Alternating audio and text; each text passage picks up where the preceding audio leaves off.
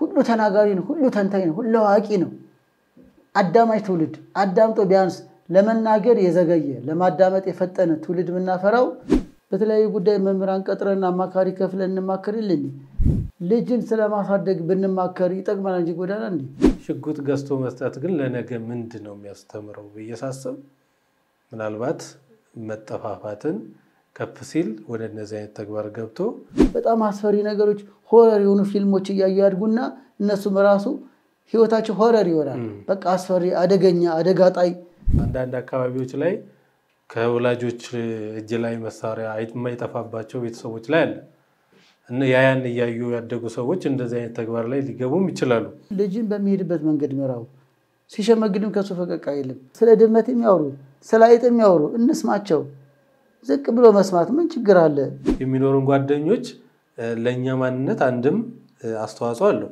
ጓደኛህን ነገረኝና ማንነትን ነገራለሁ ይባላልና እንደው ዝም ብሎ ማላጋትና መስደብ ሳይሆን በምክንያት ይሄ አይቻልም ካለው ለምን ከቅዱስ ፓትርያርኩ ጀምሩ ወላጆቻቸው እንዴት ታድለዋል እንዴ በቀላል ነው እንዴ አንዳንዴ ልጅቱ ወላጅ አምጪ ትባልና እናት ስትመጣ እሷ ራሷ ወላጅ አምጪ ብትባል ትሆናለች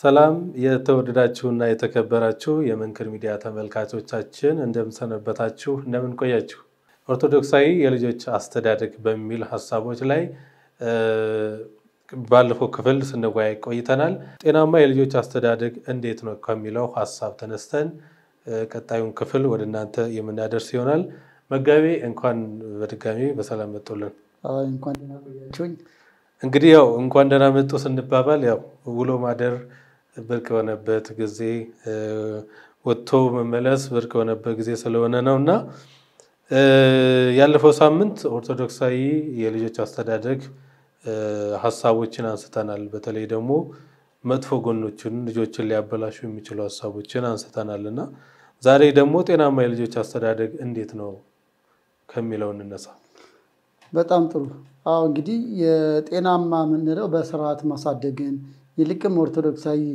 የልጆች አስተዳደግ ላይ ትኩረት የሚሰጣቸው ነገሮች እንደ ቤተክርስቲያናችን አስተምሮ አባቶች እንደሚመክሩት መጽሐፍት እንደተቆሙን ሐሳብ ነው የምናነሳው ለዚህ መነሻ የምናደርገው ጠቢቡ ሰሎሞን ልጅን በሚሄድበት መንገድ ምራው በሸመገለ ጊዜም ከዚህ ፈቀቅ አይልም ይላል ምሳሌ 22 ቁጥር 6 ላይ በሚሄድበት መንገድ ምራው ስለዚህ በእግዚአብሔር መንገድ በመንፈሳዊ መንገድ ምራው ከሸመገለ ጊዜ ከዛ ፈቀቅ ለምሳሌ በሚሄድበት መንገድ ምራው የሚለውን መሩን ሸምግለንም ቤተክርስቲያን አንተዋትም ኢትዮጵያዊነትን አንተዋትም አገራችን እንድንወድ ቤተክርስቲያናችን እንድንወድ ያደረጉን እንዲው አይደለም ምንም ጥያቄ የለውም በወላጅ ነው እናቴ ቤተክርስቲያን ባትወስደኝ ኖሮ ቤተክርስቲያን እንዴት ነው ማቃት በየትኛው በር እንደሚገባ በየትኛው በር ወንዶች የሴቶች እንደሆነ ወላጅ ባያሳየን ኖሮ አሁን ኮሌጅ ገብተን ስላወቅን አይደለም ስለዚህ ብዙ ወላጆቻችን አሁን አጽዋማትን ይጾማሉ ብዙ ምዕመናን ማለት ይጾማሉ ይመጸውታሉ ለቤተክርስቲያን ጉዳይ ቀናያን ምዕመናን አሉ እግዚአብሔር ይመስገን ኬታ መጡት ስለዚህ ጠቢቡ ሰሎሞን ልጅን በሚሄድበት መንገድ ምራው ሲሸመግድም ከሱ ፈቀቅ አይልም መንገድ አሳይተዋል አሁን ያንን መሰረት አድርገን ነው ስለዚህ ጤናማ ስርዓት ያለው አስተዳደግን እንግዲህ ለመጠቆም ብዙ ነገሮች ማንሳት ይቻላል ግን ለማስረዳት እንዲመች አስቀድሞ ለልጆቻቸው ትኩረት የሚሰጥ ወላጆች ይሁኑ ነው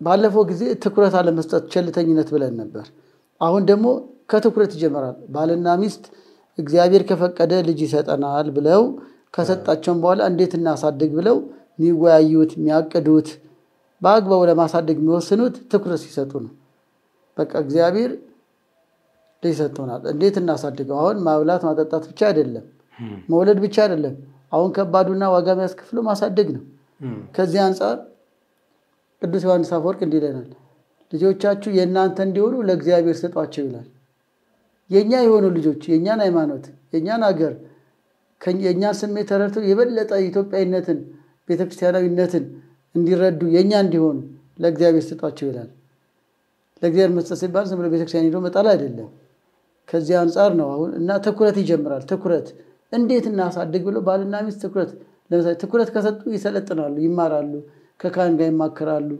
ተሞክሮ ያላቸው ሰዎች ያማክራሉ ኢትዮጵያዊና በጎ ትውልድ እንዲሆንልን ምን እናርግ የሚለውን ነገር ትኩረት ሰጥተው ይዘጋጁበታል አንድ ስራ ስንጀምር እንዴት ለስራው በምን ለስራው ብለን እንማክርልን በተለያዩ ጉዳይ መምህራን ቀጥረና አማካሪ ከፍለን እንማክርልን ልጅን ስለማሳደግ ብንማከር ይጠቅመናል እንጂ ጎዳና እንዴ ስለ ጤና በዚህ ቀን አስከትቡ በዚህ ቀን ፖሊዮ በዚህ ቀን እንደዚህ ሚለውን ጤና ባለሙያ ነግሮን እናስፈጽምልን ገና በጨቅላነት ያሉ ልክ እንደዚህ ብሎ እንዴት ነው ልጅ ማሳደግ ያለብኝ ሚለውን ብናነብ ብንማር ካህናት ብንጠይቅ ሙያ ያላቸው ሰዎች ብንጠይቅ ወላጆች ከፍ ያሉትን ብንጠይቅ ትኩረት ከዚህ ይጀምራል ስለዚህ ጤናማ አስተዳደግ ላይ ወላጆች ለልጆቻቸው ትኩረት በመስጠት ይጀምራሉ ከዚያ ገደብ ያለው ነፃነት ይሰጣሉ ይሄ የሚሰመርበት ሐሳብ ነው ልጆቹን 4 አመትም ከዛም በኋላ ከፍ ይያሉ ሲመጡ ለጨዋታቸው እንደየእድሜ ጠባያቸው በጣም ጨቅላ ህፃናት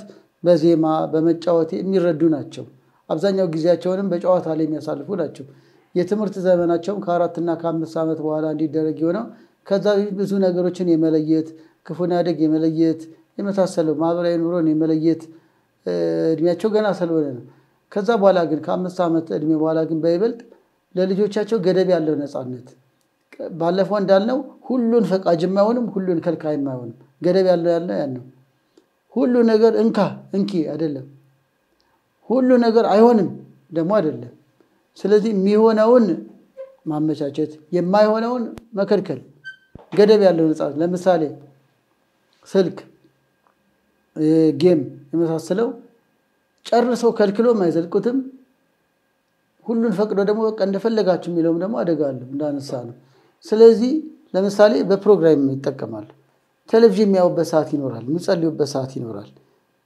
የሚጫወቱበት ሰዓት ለልጅ ጨዋታ ግድ ነው ስለዚህ ጨዋታ ከልክሎ ሁሉ ነገር ከልክሎ ማይወድም ከነሱ ሲወጡ ሌላ ቦታ ሲሄዱ ያን ነገር ያገኙታል ከዛ በኋላ እንቢተኝነት ኃይለኝነቱ ተቃራኒ ነገር ይበዛል ሁሉን ከልክለንም አንዘልቀም ስለዚህ የሚጠቅማቸው ነገር በፕሮግራም ያርጉታል ስለዚህ እዚህ ላይ ያልኩት አሁን ገደብ ያለው ነፃነት ያልኩት ሁሉ ነገር አይከለክሉም ሁሉ ነገር አይፈቅዱም ከዛ ሌላ የልጆቻቸውን ስሜት ይከታተላሉ ትኩረት ያለው ወይም ጤናማ አስተዳደግ ላይ የልጆቻቸውን ስሜት ህፃናቱ ምን ያስደስታቸዋል ኢንተረስታቸው ምን ላይ ነው ለመማር ለመጠየቅ ለመሞከር የሚጥሩት ነገር ምንድነው በተቃራኒው የልጆቻቸውን ስሜት ምንም አይረዱ ወላጆች ሊኖሩ ይችላል ይሄ ጉዳት አለው አንዳንድ ልጆች በወጣትነታቸው የተቃራኒ ነገር ማውራት ባያስፈልግም ግን ለዚህኛው እንዲያነጻጽርልኝ ነው ለምሳሌ በወላጆቹ ብቻ ግዴታ የተማረና ደስተኛ ያልሆነ ሰው አለ አባቴ ሂሳብ አስተማሪ ነበር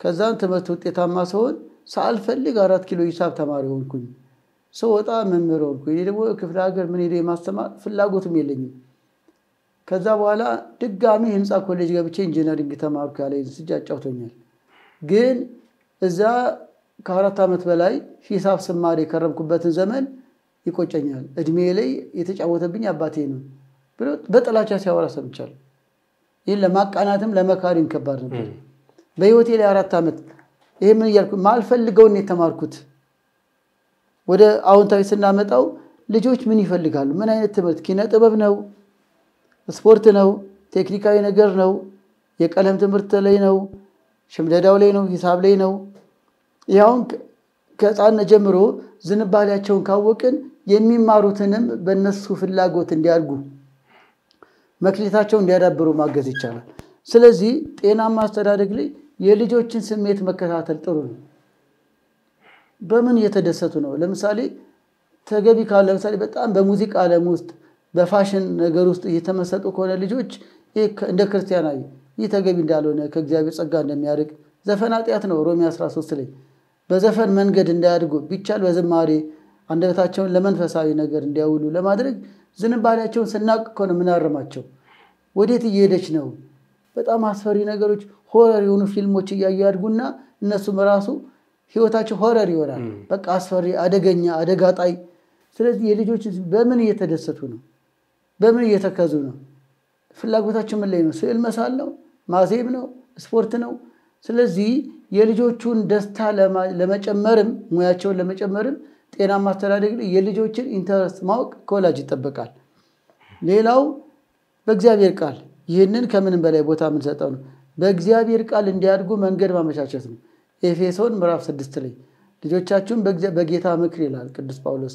በእግዚአብሔር ቃል እንዲያድጉ ይሄ ማለት ሰንበት ቤት እንዲማሩ ፊደል እንዲቆጥሩ ቢቻል ከነኔታ እግር ስር እንደ ድሮም ቢሆን ሀገር በቀል ነገሮች እንዲያውቁ በዋናነት በዚያ ውስጥ ጸሎት አለ። ለምሳሌ ለአብነት ትምህርት ሄደው ጸሎት አለ፣ ለሰንበት ትምህርት ሄደው ጸሎት አለ፣ መዝሙር አለ፣ ቤተክርስቲያን ይሳለማሉ፣ ቅዱሳት ስዕላትን ይሳለማሉ፣ መስቀል ይሳለማሉ፣ ካህናቱን ያያሉ፣ ማስቀደስ ይፈልጋሉ፣ ዕጣኑን ያሸታሉ፣ ደውሉን ይሰማሉ፣ ቃጭሉን ይሰማሉ። ሕዋሳቶቻቸው ሁሉ የተቀደሰ ሆነው እንዲያድጉ አስተዋጽኦ አለው። እግዚአብሔር ይባርካቸዋል። ወደ እኔ መጡ ዘንድ አትከልክሏቸው እንዳለው ጌታችንም ይባርካቸዋል። ከዚህ አንጻር ቅዱስ ጳውሎስም ትእዛዝ ነው የሰጠን። በጌታችን ምክር አሳድጓቸው ተብለን ታዘናል። ይህንን እንዳስተያየት ሳይሆን እንደ እግዚአብሔር ቃል ማየት ያለብን። ልጆቻችንን በእግዚአብሔር ቃል መሰረት ማሳደግ ይጠበቅብናል። ልጅን በሚሄድበት መንገድ ምራው እንዳለ ሁሉ ልክ አብርሃምን አይቶ ይስሐቅም ታዛዥ እንደሆነ ሁሉ የእግዚአብሔርን ነገር እንዲያከብሩ ይስሐቅ እኮ በጀርባ የሰዋኝ እስከ ማለት የታዘዘው ዘፍጥረት 22 ላይ አባቱ ደግነቱን በእግዚአብሔር ያመነ መሆኑን ስለተረዳ ነው። ስለዚህ የእግዚአብሔር ቃል በሕገ ልቦናም ተረዳ። ሌሎችም ብዙ ምሳሌዎች ኋላ እናነሳለን። የእግዚአብሔር እንዲሆኑ ለሀገራቸው ለበረከት ምክንያት እንዲሆኑ ከፈለግን በእግዚአብሔር ቤት እንዲያድጉ እናድርግ። ያ ማለት ካህናት ሲመጡ ቤት ልጆቹ አብረው ይማሩ። ወደ ካህናት ስንሄድ ልጆቹን ይዘን እንሂድ። ወደ ጉባኤ ስንሄድ ልጆቹን ይዘን እንሂድ። ይህን የሚያደርጉ አሉ። በእውነት ቅዳሴ ሲሄዱ ልጆቻቸውን ይዘው የሚሄዱ ብዙ ወላጆች አሉ። እግዚአብሔር ይባርካቸው፣ ይባርክላቸው። ሆኖም ግን ክፍተታችንን ለመሙላት ነውና እያደረጉ ያሉትን ለማበረታታት ነው። በርቱልን ነው። ይሄ ነው ውጤት ማለት ነው። ማያደርጉ ካሉ ደግሞ እንዲነቁ ነው። በእግዚአብሔር መንገድ የሚያድጉልን በእግዚአብሔር ሲያድጉ ነው። ከዚህ አንጻር በእግዚአብሔር ቃል እንዲያድጉ በጣም ትኩረት መስጠት። እዚህ ላይ እንዲማሩ ሁሉ ማመቻቸት ስንል ተቋማት አሉ። የአብነት ትምህርት ቤት፣ ሰንበት ትምህርት ቤት፣ ግቢ ጉባኤ እንደየደረጃው እንደየእድሜያቸው ሁኔታ። ከዛ ደግሞ አስጠኝ እኮ ቤት እንቀጥራለን። ግድ ከሆነ እኮ ዳዊት አስደጋሚ ቤት አንቀጥርም እንዴ? ሰብሰብ ብለን አንድ ዲያቆን አንድ መሪጌታ እድል ከፈትን እኮ ቤታችን መተው ዳዊት ቢያስደግሙ ቃል እግዚአብሔር ቢመክሯቸው። ከዛ ደግሞ ክርስትና አባት ክርስትና እናት ምንባል ወይ የሚባሉ አደራው እኮ ይሄ ነው። ከወላጅ ጎን ሆነው እኮ ልጆችን በምክር እንዲያሳድጉ እኮ ነው።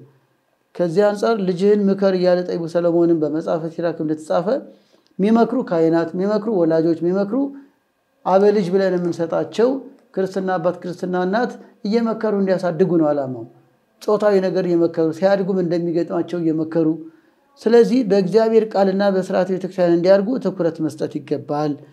ሌላው ከወላጅ የሚጠበቀው ለልጆቻቸው ጊዜ ሰጥተው ማዳመጥ።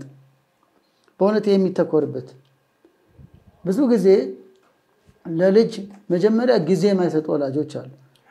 ሁለተኛ ደግሞ አያዳምጧቸውም። ይህን ግን በተቃራኒው በአዎንታዊ መንገድ ለልጅ ጊዜ መስጠትና ማዳመጥ በጣም ጥሩ ነው። ቢቻል አብሮ መጫወት ነው፣ ነውር እኮ አይደለም። ልጆች ለወላጅ ፍቅር እንዲያድርባቸው፣ ስሜት እንዲጋባባቸው ቢቻል መቼም ከነሱ ጋር ገመድ እንዝለል ባንልም የሻለ ግን ጥሩ እኮ ነው። በግብጽ ቤተክርስቲያን ሌላም ቦታ ተናግሬዋለሁ። ለገዳማት ለመሳለምና እንዲሁ ቡራኪ ለመቀበል ሄደን በእስክንድርያ አካባቢ አንድ ትልቅ ገዳም ውስጥ ትልቅ አባት ፈለግናቸው አንዳንድ ምክር እንዲሰጡና ቅባ ቅዱስ እንዲሰጡን። ከ2 ሰዓት በላይ ጠበቅናቸው። ለካ የቆዩት በጀርባ በኩል ከህፃናት ጋር ሲጫወቱ ነው። ከዛ በዚያ አሸዋ ላይ ሲጫወቱ ብለው በጣም አወረበወረው ነው መጡ። እኛ እኮ ከኢትዮጵያ ሄደን ወደ 15 ምዕመናን አሉ አብረን ካህናትም አሉ። የኛ መጠበቅ ምንም በቃ መራግብራቸው በዛ ሳሳቸው ከልጅ ጋር መጫወት ነው። ከዛ በጨረፍታም እኔ ባላይ ጓደኞቼ እያዩ ነበር። ለካ እኛ ትልቅ ካህን ቄሱ ከልጆቹ ጋር ኳስ ይጫወቱ ነበር። ከዛ ስልክ ሲደወል ልጆቹ ወደ ክፍል ገቡ። ካህኑ ወደኛ መጣ እና ቡራኬ ሰጥተውን ቅባ ቅዱስ ሰጥተውን ከልጆቼ ጋር ነበርኩ ሲጫወት ነበር ብለው ልብሳቸውን እያራገፉ ገቡ። የሆነ ነገር ግን ፈጠረብን። እንኳን እኛ ቄሶቹ ወላጃውን ከልጁ ጋር ይጫወታል እንዴ? አሁን የምናየው ጊዜ መስጠትን የማቅረብን እንዴ ስናሻሻቸውና ዝም ከርቀት ስናይ እንኳን አይደለም። ልጅ እኮ ጸጉሩን እያሻሸነው ጉንጩን እያሻሸና ስናሳድግ እኮ ይሄ ራሱ እኮ አታችመንቱን ይቅርታ ትስስሩን ያጠናክረዋል። ስናቅፋቸው ጌታችን አቅፎ ህፃናትን እንደ ህፃናት ካልሆናችሁ ብሎ የለ ያ ጌታ ያቀፈው ልጅ ማን ነው? አግናጢዮስ ምጡ ለአንበሳ አይደል? በክርስቶስ ፍቅር አድርጎ በኋላ ለአንበሳ ተሰጥቶ ሰማያት የሆነ ነው። በረከቱ ይደርብን። የቤተክርስቲያን ታሪክ ይታወቃል። አሁን ያ ምንድነው ህፃናትን በቃላት ብቻ አልገልጸውም፣ አቀፋቸው እኮ። አሁን እኛ ወላጆች ህፃናትን እያቀፍን እንዴ ቆይ ድሮ እንኳን አባት ጎረቤት ያቅፈን የለ እንዴ? የተለያየ አንዳንድ ችግር እኔ ተቃራኒው ማውራት አልፈልግም፣ ግን በበጎ ገጽታ ጎረቤት እየሳመ የከሊት ልጅ እያለ ደስ እኮ ነው የሚለን። በእውነት ከሆነ እኔ ወይ ጉንጬን እየነኩ ጸጉሬን እየነኩ ያሳደጉኝ ጎረቤቶችን እስካሁን አረሳቸውም። የሞቱትን ነፍሳቸውን ይማርልን። ስለዚህ ተመልካችን በራሱ ይኸው ልክ እንዳጎቴ ናቸው እና አክስቴ በቃ በጣም እንደሚወዱኝ። ስለዚህ ሰፈሬን ወደዋለሁ፣ አካባቢውን ወደዋለሁ። ለምን ወደድኩት? ጎረቤት ሁሉ ጸጉሬን ያባበሰ ስለ ፍቅር ስለሰጠኝ እንኳን ወላጆቼ ማለት ነው። ይሄ ካስተዳደግ ሁሉም ይረዳ። ይሄ መመጻደቅ አይደለም፣ እንዳውኑ ሽበታም አይደለንም። ይሄን ጉንጭ የጻንነት ጉንጭ ይስሙናል፣ ያሻሹናል። ምን ልግዛልሽ ምን ልግዛል ይሉናል። በጣም ያ ሰፈራችን ጎረቤቶቻችን እንድንወድ በእውነት ቆንደ የነሱ ጉዳይ የኛ ጉዳይ ሆኖ እንድናድግ አድርጓል። ይሄ ቀላል ነገር አይደለም። አሁን ሁሉ በር ዘግተን አደገኛ አጥር እያልን አደገኛ ትውልድ አፈራን እኮ። ሁሉ በካሜራ አደገኛ ውሻ አለ እያልን ልጆቻችን ከእንስሳ የተሻሉ እየሆነ አይደለም። ይቅርታ ለዚህ አነጋገር አውሬ ሆኑ እንዴ! ጎረቤት ሁሉ እየዳሰሰ እኮ ነው ያሳደገን። ያ እኮ ነው እኮ አይደለም። የሰው ፍቅር እኮ እንዲገባን እኮ ነው። ሰሜን አትል ደቡብ አትል። የሰሜን ሰው ላይ ደቡብ ህፃናት ለምን እናውቀዋለን? ስለዚህ ለሰው ሁሉ እኩል ፍቅር ሆኖ እንድታድግ ነው ነው። ሀብታም አትል ደሃ አትል፣ ሁሉን ወዳጅ ሆነ እንድታድግ ሆነ የሚያደርግ የሰው ነገር እንዲሰማ፣ የሰው ሀዘን እንድትረዳ፣ የሰው ችግር እንዲረዳ። የዚህ ተቃራኒ ግን ክፉ ጨካኝ ያደርጋል። ስለዚህ ለልጅ ጊዜ ሰጥቶ እያደባበሱ እያጫወቱ እያዳመጡ ማሳደግ በጣም ጥሩ ነው። በእውነት ከሆነ እስቲ ወላጆች ይሞክሩት። ልጆችን ማዳመጥ እንጀምር። እንዴት እንደሚደሰቱ ጥሩ እንቅልፍ ነው የሚተኙት። አባቴ አዳመጠኝ እናቴ አዳመጠችኝ ብለው በጣም እኮ ጥሩ ስሜት ነው ያለው የሚፈጠረው፣ ተደማጭነት። ከዛ እኮ ደግሞ ስህተት የምናውቀው ሲናገሩ እኮ ነው አይደል? አንዳንዴ አይ ከልጅ ጋር ደግሞ እንላለን እንዴ እንዲሁም ያዝናናል እኮ ልጅ እኮ አንዳንዴ ያዝናናል፣ ደስታን ይፈጥራል እኮ። የነሱን ዓለም እንድታስታውስ ያደርጋል። አንተ ብዙ ነገር እየተጨነቅ እነሱ ስለ ዕቃ ጨዋታ ያወሩልሃል። ግን ደስ ይላል እኮ በተቃራኒው እንዴ ስንት የነገር ዓለም ስንጨነቅ ያለ አይምሮ እንዲሁም በልጆቻችን ጨዋታ ሳንደሰት እንቀራለን። የድሮ ልጅነትን ያስታውሳል። ይቀባጥሩ እነሱ ስለ ድመት የሚያወሩ ስለ አይጥ የሚያወሩ እንስማቸው። ዝቅ ብሎ መስማት ምን ችግር አለ? ደስታም ይሰጣል። ከዛ በኋላስ ማይገባ ነገር እየተናገሩ ከሆነ እንደው እዚህ ጋር አቁም ለማለት ይመቻል እኮ አይደል? ይሄ እንዴ ለምክንያትም እኮ እንዴ ማለት ለምሳሌ ተጣላው ሰደብኳት ብትል አንዲት ልጅ ስትናገር ነው የሰማናት። ማስደንገጥ ሳይሆን ትበል ትጨርስ። ከዛ በኋላ ግን ስድብ ጥሩ አይደለም፣ እህትሽ ነች ጓደኛሽ ነች። አንድ ጓደኛችን አለ ደበደብ ነው ቢል አንድ ጎረምሳ ሕፃን ገብቶ ተው እንጂ መደብደብ ተገቢ አይደለም፣ ነገ ሄደ ይቅርታ ጠይቀው። ይሄን ግን የምትለው ሲነግርህ እኮ ነው። ግልጽነትን እናስለምደው በዚህ ያለበለዛ ድብቅ ይሆናል፣ ድብብቆሽ ይበዛል። ልጆቻችን ዘማዊ ሆኑ ሰዶማዊ ሆኑ ሱሰኛ ይሁኑ ምንም አናቅ። ለምን አላዳመጥናቸው? ግን መጥቶ ዛሬ እኮ ከከሌ ጋር እንዲበላው ካለ ለምን ለማለት ነው፣ ሳናስበረግገው ማለት ነው። ስለዚህ ልጅን ማዳመጥ አስፈላጊ ነው። ፍላጎት ለማወቅ ደስታቸውን ለማወቅ ከዛ ደግሞ የልጆቹን ስነ ልቦና ጥሩ ያደረጉትን ጥሩ ብለሃል እንድንለው፣ ጥሩ ካልሆነ ደግሞ እዚህ ጋር እግዚአብሔር አይወድም ማህበረሰቡ አይወድም በሰው ፊት የተጠላ ነው እንድንለው ለልጆች ጊዜ ሰጥቶ ማዳመጥ አስፈላጊ ነው። ከዛ በተጨማሪ ማጫወት ጥሩ ነው። በእውነት ከሆነ ደግሞ ከልጅ ጋር ጫወት እንደሚለው አሉ። በኋላ ግን በመከራ ነው የሚያጫወቱን። በኋላ ላይ ዋጋ ነው የሚያስከፍሉን። ያ ልጅ ሱሰኛ ሆኖ እንዴት ከሱስ ማገገሚያ አስገብቼ ላውጣው እንዴት ላድነው እያለ ሚንከራተት ወላጅ አለ። አሁን ጊዜን አባከንክ፣ መጀመሪያ ጊዜ ስላልሰጠህ። ስለዚህ ጊዜ ሰጥቶ ምን እየተጫወቱ ነው? አንዳንድ ስፖርታዊ ጉዳይ ከሆነ አብሮ መጫወት ነው። ምን ችግር አለ? አብሮ ወክ ማድረግ ነው። ሲዝናኑም ለልጆቹ በሚመጥን መንገድ ገብቶ በስናናት ነው። እነሱ ኬኩን ይብሉ፣ እኛ ሻይ እየጠጣን እነሱ የነሱን ደስታ ማጣጣም ነው። ዋጋ አለው። ይገርማል። እንደው ብዙ ጊዜ ልጆቹ የሆነ ነገር ለማድረግ ያን ጊዜ ይናፍቃሉና በኋላ ይጠቅማል።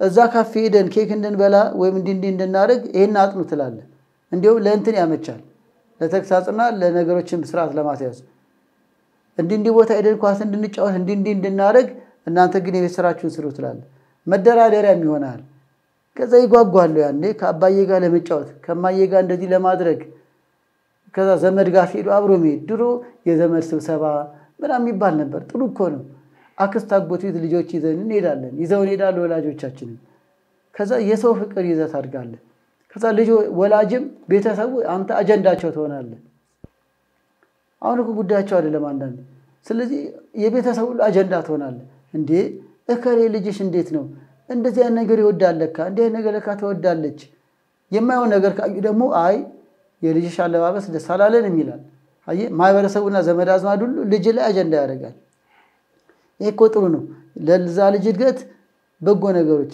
የተቸገረም ካለ የማገዝ በሙያ የማገዝ የመምከር ስለዚህ ይሄን ሁሉ ምናዳብረው ግን ገና ከወላጅ ለልጆቹ እድል ስንሰጥና አብረን ስናጫውታቸው ሞዱን ይሄን ትኩረት እንድትጠው ሌላው ምርጫቸውን ያከብራሉ ጤናማ አስተዳደግ ላይ ነን የልጆችን ምርጫ ይረዱና ያከብራሉ በእውነት የወሳኝ ነገር ነው ያለ ምርጫቸው ያለ ፍላጎታቸው የሚያድጉ ልጆች ውጤታማ አይሆኑም መካኒክ ሊሆን ይያለ የግድ ታሪክ ተማር ብትለው አያዝለትም ባብነት ትምህርትም ዜማ እየወደደ ቅኔ ተማር ብትለው ሻይለው ይጠላል ነው ጊዜውን እንዳባከንክበት ነው የግድ አሁንማ ትምህርት ፍላጎት ያስፈልግ ፍላጎት ወሳኝ ነው ለትምህርት ለየትኛውም ዋለ መጠጣት እኮ ፍላጎት ምግብ ፍላጎት ነው ይሄ ነገር ሳልፈልገው ነው የበላሁት ምንድነው ነገር እኮ ጤና አይሆነንም ወደ ትምህርትም ወደ መንፈሳዊ ጉዳይም ስንመጣ ወደ ዕውቀትም ስንመጣ ጥሩ መካኒክ የሚሆን ከሆነ እኮ መንገዱን ማመቻቸት ነው ጥሩ ስፖርተኛ መሆን የሚችል ከሆነ እኮ የግድ ነገሮችን ሁሉ ከገንዘብ ጋርና በእነሱ ገንዘብ ለማትረፍ ብቻ ማሰብ የለብንም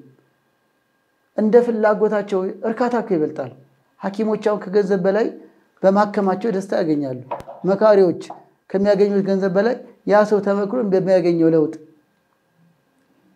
አሁን የሰነ ምግብ ባለሙያዎች በአንዳንድ ጉዳይ ጠይቄ ነበር እና በጣም ጥሩ ገንዘብ ይከፈላቸዋል ይገባቸዋል ግን ትልቁ እርካታ ያ ሰው የኛን ምክር ሰምቶ ከተለያየ ደዌ ያን ምግብ እኛ እንዳዘዝነው ተመግቦ ከደዌ ሲድን ትልቁ እርካታ ያ ነው እውነትም ነው በእነሱ ቦታ ወደ ብታየው በየትኛውም አሁን በዚህ ሚዲያ እርግጠኛ ነኝ በጣም አትራፊ መኪና የምትገዙ ቤት የምትቀይሩ ናቸው አይደለም ግን ተመልካቾች ተመልክተው ቃሪዎት ያሰማልን ሚዲያው ይዳብር ሲሉ ደስ አይደል በቃ ትልቁ ግባት እኮ ነው በእውነት ከገንዘብ በላይ እኮ ነው በርቱ ተገቢ ኮሜንት ቢሰጡ ይሄ ነገር ልክ አይደለም ቢሉም ጥሩ ነው ባውንታዊ ከዛ ለቀጣይ እናሻሽላለን ስለዚህ ልጆችም አሁን ምርጫቸው ሲከበር ጥሩ ነው በእኛ ማን ወደውን እኮ በእነሱ እኮ አለማድረግ እኮ ነው ሁላችንም ምርጫችን እንዲከበር ነው ዳል ካደግን በኋላ ህፃናቱስ ልጫወት ካሉ የጨዋታ ምርጫ ማክበር ላጥና ካሉ የማጥናቱን እንደዚህ ሁሉን ፈቃጅ ሳይሆን በሚጠቅመው መንገድ ላይ ከዛ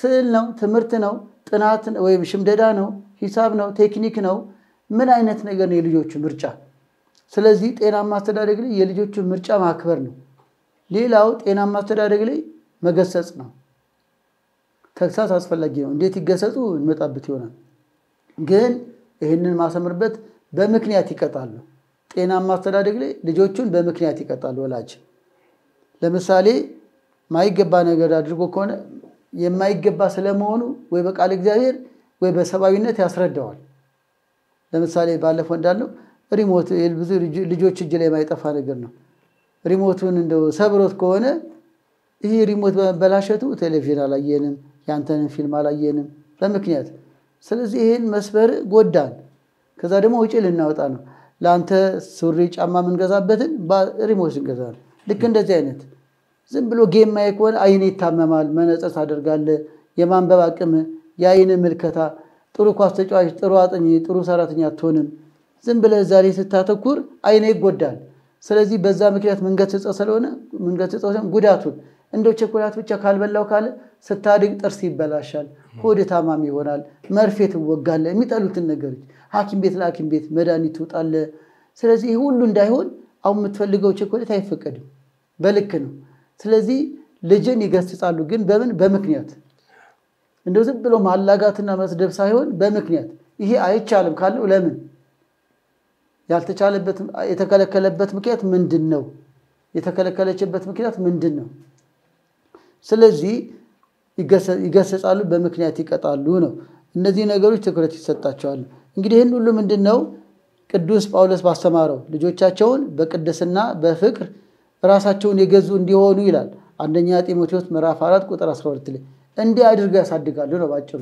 አንደኛ ጢሞቴዎስ ምዕራፍ 4 ቁጥር 12 ላይ ልጆቻቸውን በቅድስና ያሳድጋሉ፣ በጸሎት በጾም በስነ ምግባር ማለት ነው። ከዚያስ በፍቅር እግዚአብሔርን እንዲወዱ ሰውን እንዲፈሩ እንዲያከብሩ በፍቅር ከዚያስ ራሳቸውን የገዙ እድሜያቸው ሲደርስም ወደ ዝሙት እንዳይሄዱ፣ ወደ ስካር እንዳይሄዱ፣ ወደ አደንዛዥ እጾች እንዳይሄዱ ራሳቸውን የገዙ እንዲሆኑ አድርጋቸው አሳድጉ እኮ ነው። ስለዚህ እንደዚህ ያሳደጉ አሉ። ለምሳሌ አብርሃም ይስሐቅን እንዳልነው ይስሐቅ በጎ ሆኖ እሺ ባይሆነው ተገኘ። ዘፍጥረት 22 ላይ ዘካርያስና ኤልሳቤጥ ጾመኛ ጸሎተኛ የእግዚአብሔር ወዳጅ ሆነው ዮሐንስን የመሰለ ታላቅ ነቢይ ሐዋርያ ወለዱ። በረከቱ ይደርብን። ለምሳሌ በአገራችን ታሪክ ሳባን ብናይ ንግሥተ ሳባ በአንደኛ ነገሥት ምዕራፍ 10 ላይ የሰሎሞንን ጥበብ ልታይ ወደ እስራኤል ተጓዘች ኢየሩሳሌም። በዚያም ጠቢቡ ሰሎሞን አስተናገዳት። ፈቃደ እግዚአብሔር ሆኖ ጸነሰች። ስትመለስ ጸንሳ ሐማስ የሚባለው ቦታ ላይ ምኒልክ ተወለደ። ምኒልክ የሰሎሞን ልጅ ነው። ቀዳማዊ ምኒልክ እብነ ሐኪም የጥበበኛ ልጅ እብነ መለክ ማለት ነው። የንጉስ ልጅ ለማለት ነው። ምኒልክ የሚለው ከዚህ የመጣ ነው እና አሁን የፈለግነው እዚህ ተወለደ አክሱም። ከዛ በኋላስ አባቱ እግዚአብሔር የሚፈራ ነውና እሷም እግዚአብሔርን ፈሪያ መሆኑን ስላየችው ወደ ሰሎሞን ላከችው። ለሁለት ጉዳይ ነው። እንዲማርም እግዚአብሔር እንዲያቅም ነው። ከዛ ደግሞ ንዋያተ ቅድሳት እንዲያመጣም ነው። አሁን ይሄ ትልቅ ውሳኔ ነው። ልጇን ሩቅ አገር ሰው ሄደችበት ወደ አባቱ ላከችው ሳባ። ለብዙ ነገራችን ምክንያት ሆናል ቀዳማዊ ምኒልክ። ለብዙ ኢትዮጵያዊ ልዕልና፣ ለብዙ ኢትዮጵያዊ ታላቅ ታሪክ፣ ለእስራኤልና ለኢትዮጵያ ግንኙነትም ምክንያት ሆኗል። ጥንታዊ ግንኙነትም እንደምናውቀው በክብረ ነገሥት በሌሎችም እንደተጻፈው ሄደ። ወደ 3 ዓመት ከአባቱ አካይ ተቀምጦ ከካህናቱ ከናዛሪያስ ከመሳሰሉ ተማረ። ሂብሩ ተማረ፣ መጽሐፍተ ኦሪትን ተማረ። ስለ ታቦተ ጽዮን ስላወቀ እኮ ነው ይዟት የመጣው። ስለ መስዋዕተ ኦሪት እግዚአብሔር የሚከብርበት መስዋዕት እንደሆነ በኦሪቱ ስለነበረው አምልኮተ እግዚአብሔር ተማረ። መጣ። ባዶ እጁን መጣ እንዴ? ፈቃደ እግዚአብሔር ሆኖ ታቦተ ጽዮንን ይዞ ካህናትን ይዞ ካህናተ ኦሪትን አይደል መጽሐፍተ ኦሪትን ይዞ እኮ ወደ ሀገራችን ገባ። አስተዳደግ ማለት አይደል? የጥበብ መጀመሪያ እግዚአብሔር መፍራት ነው ወደሚለው ወደ ሰሎሞን ነው ሄደው። እግዚአብሔርን ስለመፍራት ተምሮ የእግዚአብሔርን ክብር የምንገልጥበትን የክብሩ መገለጫ ታቦተ ጽዮንም ኢትዮጵያ እንድትሆን ምክንያት ሆነ ማለት ነው። ለኢትዮጵያ ታሪክ፣ ለኢትዮጵያ ቤተክርስቲያንም ታሪክ ገናና ታሪክ ምክንያት ሆነ። ለቤተክርስቲያን ለኢትዮጵያ ምክንያት የሚሆኑ በጎ ምክንያት የሚሆኑ ጳጳሳት፣ መሪዎች፣ እናቶች፣ አባቶች የወለዱ ወላጆች አሉ። እግዚአብሔር ይመስገን በእውነት። ስለዚህ ልክ እንደ ሳባ ዋጋ ከፍለው ነው። 3 ዓመት እኮ ልጇን አጥተዋለች። ይናፍቃል እኮ ልጅ፣ ግን ለበጎ ብላ ነው። ውጤቱ መልካም ሆነ። ከጉያዋ አንስታ ወደ ሌላ ሀገር እኮ ላከችው። አሁንም እንዲህ የሚያደርጉ ልጆቻቸውን እኮ አብነት ትምህርት ቤት የሚልኩ ልጆች ወላጆች አሉ። ይሄ እኮ ጀግንነት ነው። ወልደናል እኮ ልጅ እኮ ያሳሳል። በእውነት የጥንቶች ወላጆች በጣም ይደነቁ ናቸው። እኒህ አሁን ያሉ የሊቃውንት ወላጆች አይደነቁም እንዴ? እንዲህ ያልተዘመረላቸው እኮ ናቸው። ለነሱ ቀን ቢሰየም ራሱ ደስ ይላል በእውነት። የሊቃውንት ወላጆች ቀን እንደው አዲስ ሐሳብ ይመስላል ግን ደስ ይላል በእውነት። እንዴ እኛ ብዙ ጊዜ ሊቃውንቱን ነው የምናየው። አሁን የጳጳሳት ወላጆችን አስባቸዋል። ብፁዓን አባቶች ጸሎታቸው ይርዳና ከቅዱስ ፓትርያርኩ ጀምሮ ወላጆቻቸው እንዴት ታድለዋል። እንዲህ በቀላል ነው እንዴ? ልጆቻቸው አጠገብ እዛ ወተት እያጠጡ እየቀለቡ ማሳደግ የቻሉ ትምህርት ቤት ሄድ ብሎ መወሰን በጣም ከባድ ነው። ብዙዎቹ ልጆች ኮብልለው ቢማሩም ግን የወላጅ ፍቃድ አለ። ሄዶ ማምጣት እኮ ይችላል። እና አርፈ ቁጭ በል እና እረኛውን ማለት እኮ ይችላል ወላጅ። እና አርፈ ቁጭ በል የምን ምርግትና ነው? የምን ቅዳሴ የምር ነው? የምን ገዳም ለገዳም አርፈ እዚህ ከብት ጠብቅ ማለት እኮ ይችላል። ግን ያ መስኪኑ የሀገራችን ገበሬ ጀግኖቹ ኢትዮጵያውያን በእውነት ጀግኖቹ ሂድ ኢትዮጵያን ታሳድጋለህ፣ ቤተክርስቲያንን ታሳድጋለህ ብለው እየራበው እንደሚማር እኮ ነው የሚያውቁት።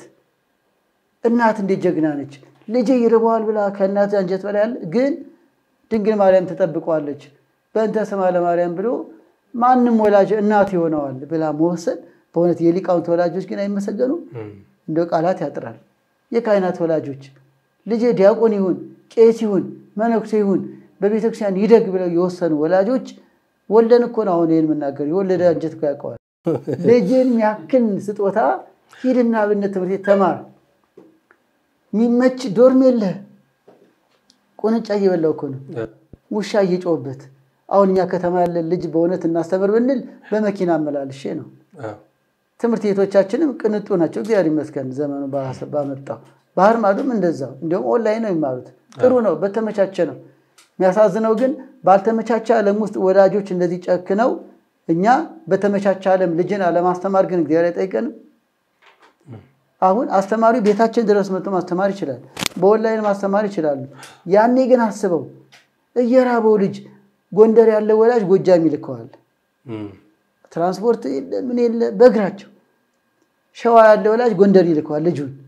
በሞባይል ልጄ እንዴት ነካ ይለው የለም እኔ ግን ይሄን ሐሳብ በጣም ማረከኝ ዝም ብለ ሊቃውንቱን አስባቸው እንዴ ከዛ የነሱ ወላጆች እናት ከፎና እኮ አይደለም ግብ እኮ ነው የነገው ደሞ እግዚአብሔር ይመስገን አሁን ቁጥሩ ትክክለኛ ባልሆነም ከ35000 በላይ ገዳማት አድባራት አሉ በዛ ውስጥ ሁሉ ያሉ ሊቃውንት የበጎ ወላጅ ውጤት ናቸው ይሄን ሁሉ በማን ያመጣ ነው በሳባ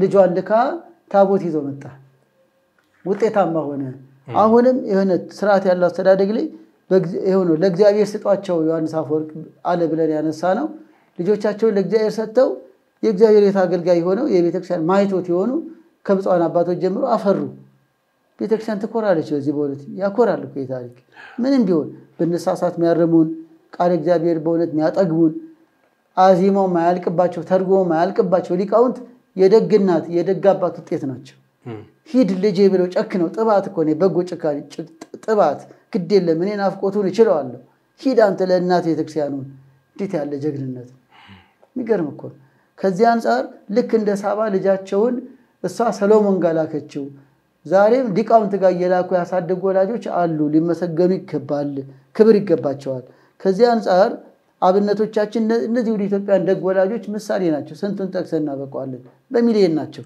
ንግስት እሌኒ እናንሳት እሌኒ ቅድስት ናት ቤተክርስቲያናችን መስቀሉን አይሁድ የቀበሩት መስቀል እንዲወጣ ምክንያት የሆነችው እሌኒ በጎ አስተዳደግ የማሳደግ ምሳሌ በእናነሳት ቆስጠንጢኖስ ልጇ ነው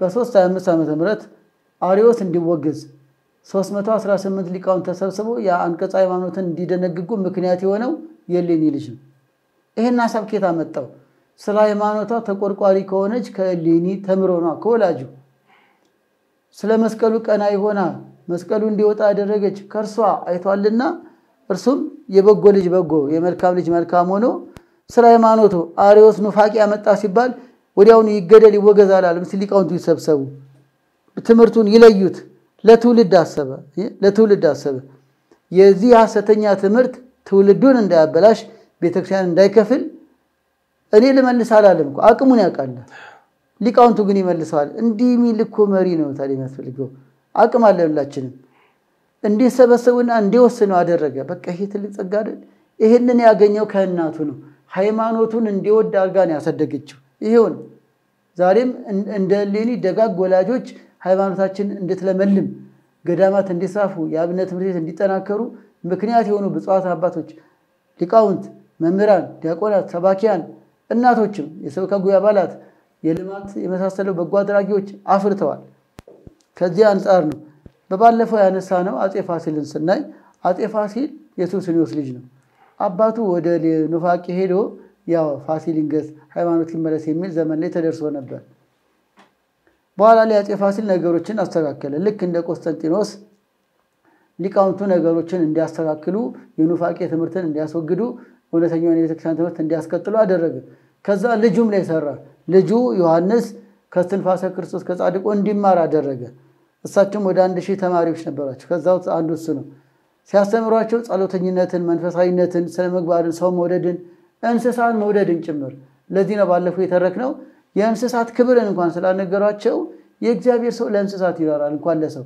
ስለዚህ ለገጣባ አህያ ሚራሩ ንጉስ ሆነው ተገኙ የእንስሳት መብት ይከበር ብለው አወጁ ይሄ ድንቅ ነው አሁን ዘመናዊ ዕውቀት ይመስላል ቀድሞ ሀገር በቀል ኢትዮጵያን ደጋግ መሪዎች የወሰኑት ነው እንኳን የሰው መብት የእንስሳት መብት ዛሬ ተቃራኒውን የሰው መብት ማይከበርባት ደም እንደ ጎርፍ የሚፈስባት ሀገር መሆኑ ያሳዝናል እንዳና አፄ ፋሲል እንደ ቀድሞቹ ነገስታት እንደ ጻድቁ ዮሐንስ በውስጥም በውጭም አልተገኘንም ማለት ነው ስለዚህ እንዲያለውን ደግ ለማግኘት ደግ ቤተሰብ ያስፈልጋል ልጆቹን ለእግዚአብሔር ቤት የሰጠ ልጁን ለእግዚአብሔር ቤት የሰጠ አፄ ፋሲል ደግ ንጉስ ወለደ ይያልኩ ከዚህ አንፃር ይሄው ነው ልጆቻቸውን በምክንያት ይገስጻሉ ለእግዚአብሔር ቤት ይሰጣሉ በዚህ መልኩ የሚያድጉ ልጆችን አንስተን እናብቃ በዚህ መልኩ የሚያድጉ ልጆች አንደኛው በራሳቸው ይተማመናሉ በየትኛውም ነገር ላይ ስኬታማ ይሆናሉ በራሳቸው በራስ መተማመን ትልቅ ጸጋ ነው በራስ ለመተማመን ተስፋ ያስቆርጣል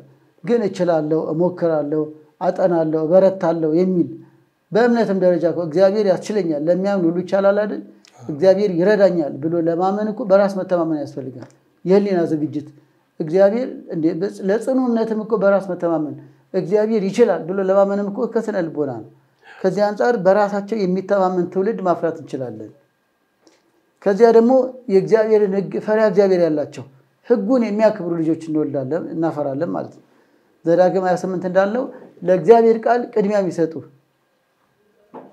እግዚአብሔርን የሚፈሩ ለምሳሌ ዘፍጥረት 39 ላይ ዮሴፍና ወንድሞቹ ተቃራኒ ነው የሆኑት አባት መቼም መርቋል ባርኳል ግን ማህበረሰቡ አኗኗሩ በዘመኑ የነበረ የተለየ እንደዚህ የዘመኑ ባንተነት ነው ግን ተቃራኒ ጠባይ ታየ እነሱ እንግደለው እንሽጠው ሚሉን አባቱ ስለወደደው ጠሉት ዘፍጥረት 39 ላይ አሁን ዮሴፍን ለማንሳት ነው ዮሴፍ ግን ከአባቱ ተምሮ ፈሪሃ እግዚአብሔር ያለው ልጅ ነበር ስለዚህ በተሸጠበት ሀገር የጲጥፋራ ሚስት ምን አለችው ቁመናውን መልኩን አይታ ከኔ ጋር ተኛ አለችው እርሱ ግን ምን አለ ባልሽ ባያይ ማን ያያል እግዚአብሔር ስለዚህ በእግዚአብሔር ፊት ኃጢያትን አላደርግም ማለት ቁርጠኝነት ማለት አይደል ማንንም እኮ አያየውም ሰው ሀገር እኮ ነው ያለው ግን አንዴ ኮብልያለሁ አንዴ ወንድሞቼ ሸጠውኛል አንዴ አባቴ እንደሆነ አያቅም ስለኔ ብሎ አልተዘናጋ ከሁሉ በላይ እግዚአብሔርን ፈራ እግዚአብሔርን ይፈራ እንደ ዮሴፍ ያለ ራሱን የሚጠብቅ ህይወቱን የሚያከብር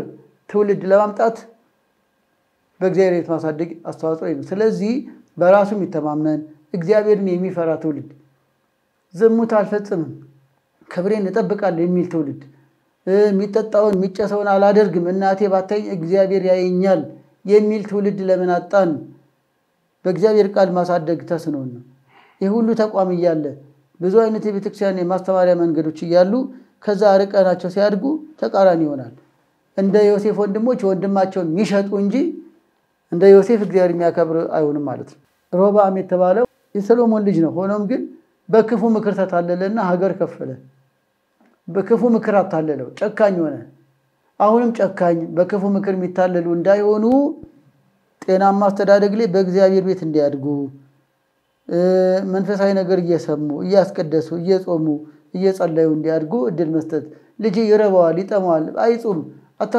አታስጨንቀው ያሉ ማሳደግ በኋላ እኛኑ ነው የሚያስጨንቀን በተለያየ ችግር መጾም ምን ያስጨንቃል ጾምን ሲለምዱ መንፈስ ቅዱስ ያድርባቸዋል የእግዚአብሔር ኃይል ያገኛሉ እንደ 3 ደቂቅ የበረቱ ከመከራ እግዚአብሔር በመላእክት እንዲታደጋቸው ለእግዚአብሔር ቅርብ እናደርጋቸዋለን በእነሱ እኛም እንድንባረክ ይሆናል ሕፃኑ ቂርቆስ ለእናቱ ምክንያት ሆነኮ ሁሉ ጊዜ ብናከብረው ሕፃኑ ቂርቆስ እናቴ ወጨክኝ በርቺ አሁንም አባት እናትን የሚያበረታ ልጅ የሚያጎብዝ ወላጆቹን ሀገሩን የሚያኮራ ልጅ እንደ ቂርቆስ በረከቱ ይደርብና እንዲሆን ይወላጅ በእግዚአብሔር ቤት ማሳደግ እኛ በዛልን ጊዜ እነሱ ያጎብዙናል እኮ በወላጆቻቸው የቆረቡ እኮ በልጆቻቸው የቆረቡ ወላጆች እኮ አሉ እንደ አባዬ ከዚህ በላይ ምን ተጠብቃለህ ብለው በካህን አስመክረው ወላጆቻቸውን ያቆረቡ ወላጆቻቸው ኢየሩሳሌም እንዲሳለሙ ወላጆቻቸው ገዳማት እንዲሳለሙ ወላጆቻቸው አስራት በኩራት እንዲያወጡ ምክንያት የሆኑ ልጆች እኮ አሉ ይሄ ምንድነው በጎ ስራ መልሶ ይከፍላል ሰው የዘራውን ያጭዳል ምንም ቢሆን እነዛ ወላጆች እነሱ ባይበረቱም ግን ቢያንስ በጎ ነገርን አሳይተዋቸዋል እነሱ ባይቆርቡ የቁርባንን መልካምነት አሳይተዋቸዋል በኋላ ልጁ ብድሩን ከፈለ ማለት ነው ወላጅ ሳይቆርብ እኮ በተክሊል የሚያገቡ ልጆች አሉ አሁን ወላጅ ልንወቅስ አይደለም መሰረት ጥሯል ወላጅ ይከበራል ግን መልሰው ልጆቹ ለማን ምሳሌ ሆኑ ለእናት ለአባት ስለዚህ ልጆች በበጎ ከፈሏቸው ማለት ነው ይሄን ሁሉ በማሰብ ፈሪሃ እግዚአብሔር ያላቸው ይሆናሉ ለማለት ነው በዚህ መልኩ በስርዓት የሚያድጉ ልጆች አስተዋጽኦአቸው በራሳቸው የሚተማመኑ እግዚአብሔርን የሚፈሩ ከሁሉ ጋር በሰላም የሚኖሩና ተሳታፊ የሚሆኑ ለምሳሌ ችግኝ ተከሉ ቀና ነቃ ብለው ደም ስጡ ይሄ ለጋሽ ተሳታፊ ይሄ የከሌ ዘር ነው ይሄ የከሌ ማይሉ ሰውን በሰውነቱ ሀገርን በሀገርነቷ አክብረው የሚኖሩ ይሄ ተሳታፊነት የበጎ ነገር ተሳታፊነት በቤተክርስቲያን ብቻ አይደለም በሀገርም ደረጃ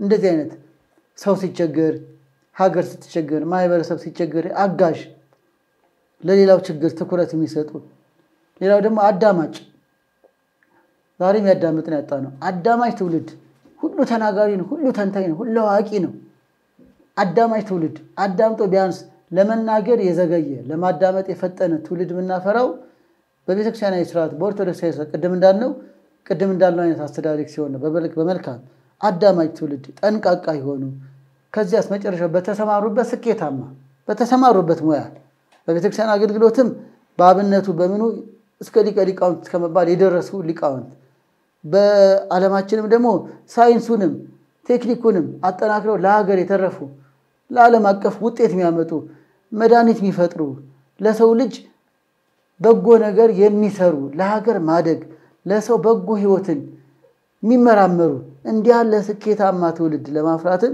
ይጠቅማል ስለዚህ የኛ እንዲሆኑ ለእግዚአብሔር ስጧቸው እንዳለ ሁሉ በእግዚአብሔር ቤት በቃለ እግዚአብሔር በምክር በፍቅር በቅድስና ራሳቸውን እየገዙ ጊዜ እየሰጡ እያጫወቱ እያዳመጡ ምርጫቸውን እየለዩ እያገቱ ማሳደግ እንደሚገባ ትኩረት እንድንሰጠው ነው ደግሞ አንተ ጨምርበት በጣም ጥሩ መጋቢ እንግዲህ የልጆች ውጤታማነት በምን አይነት መንገድ ቢያድጉ እንዴት ቢያድጉ የተሻለ ነው ለነገ ለሀገር ለሃይማኖታቸው ለቤተክርስቲያናቸው እንዲሁም ለቤተሰቦቻቸው የጠቃሚ ልጆች ወይንም ትውልድ እንዲሆኑ እንዴት ማደግ እንዳለባቸው በሚገባ ተምረናል ማለት ነው እንደው በልጆች አስተዳደግ ላይ የወላጅ ሚና ምንድነው ወይንም ደግሞ ለልጆች አስተዳደግ ላይ ማን ምን ይተበክበታል የሚለው እናስ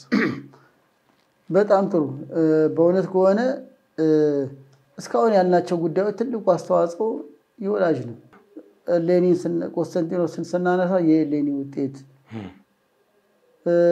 ቀዳማዊ ምኒልክን ስናነሳ የሳባ ውጤት አጼ ፋሲልን ብናነሳ ዮሐንስን ብናነሳ የአጼ ፋሲል ውጤት አቡነ ተክለሃይማኖት ብናነሳ የጸጋዛውና የእግዚአብሔር ውጤት ሰሞንና ቅሌሲያ የአቡነ ገብረ መንፈስ ቅዱስ እንዲያተርፉ ሆኖ ነው በቅዱሳን ታሪክም በሊቃውንት ታሪክም በበጎ አድራጊዎች ታሪክ ስለዚህ የወላጅ ሚና ከፍተኛ ነው ሰፊ ነው እና እኔ ቀጥላለሁ ግን አንተስ ምን መንደርደሪያ ያሰጣል እውነት ከወላጅ ምን ይጠበቃል እኔ ጠያቂ ልሁን መልካም መጋቢ እንግዲህ እርሶ ባሉበት እኔ ትንታኔ በሐሳብ ባልሰጥ ደስ ይለኛል ግን እንደ ሐሳብ እኔ እንደምረዳው